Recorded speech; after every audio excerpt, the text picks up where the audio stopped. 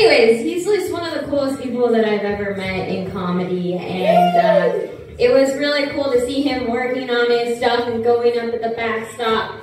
And when I found out that I was hosting this, I wanted Brad involved. So, anyways, I'm really fucking excited to see Brad. Are you guys? Round of applause. Holy shit! Mr. Brad! Give it up! Yeah, baby!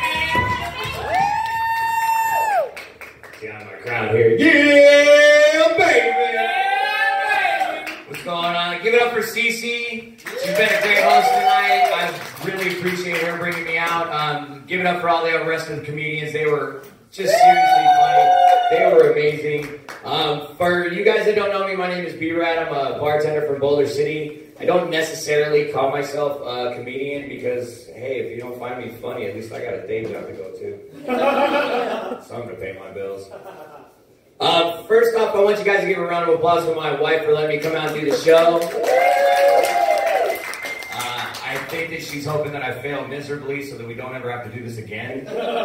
So thank you, baby, for hoping that I fall flat on my face. With that being said, anybody have a good story about how they met their other significant other? Good stories? Me and my wife have a great story. What's your story? Real quick. We have a traditional lesbian story we met in softball. That is awesome. That is awesome. Lesbian softball story. That is awesome. You know, I know it sounds cliche, but no, it's actually great. Me and my wife, we've got a great story. It's actually a true story. We were bartenders at Applebee's. And when I met my wife, she was a lesbian. Go figure. Yeah, she was. I promise you that. So, of course, my imagination starts running wild. I start conjuring up scenarios of her banging Alyssa Milano until I met what she was dating. And this thing came in like a cross between Rob Leardeck and Fred Durst. And I was like, well, shit. At least I don't have to really put it down to bring you to the rebellion, but from the dark side. But yeah.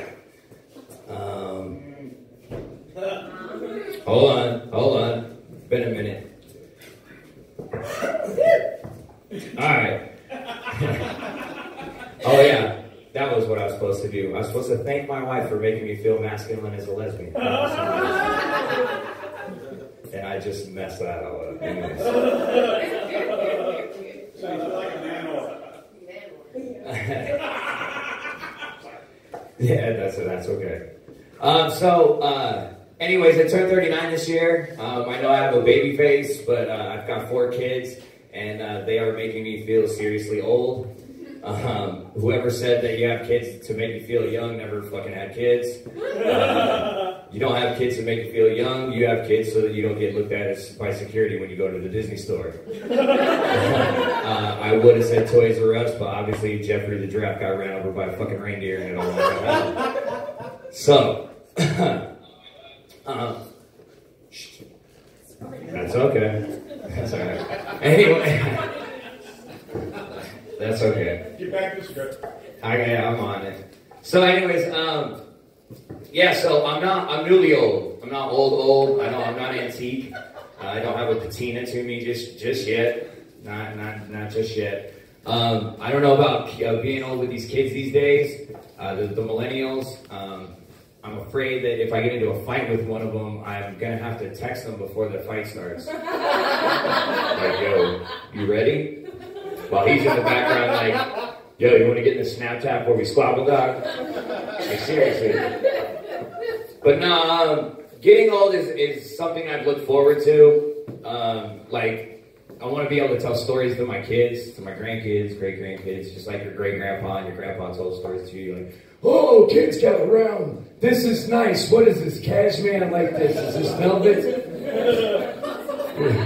But to tell the story of the amazing plastic box with a little window in it, and it had 3 buttons on it, and it had a set of earmuffs that was connected to it. But the earmuffs didn't keep your ears really warm. They just kind of covered the holes in your ears. And then they had these other little plastic boxes. They were little miniature ones. They had little circles in them, like black thing in it. Didn't really know what it was. And he put it inside this other little drawer in the big box, and he closed it.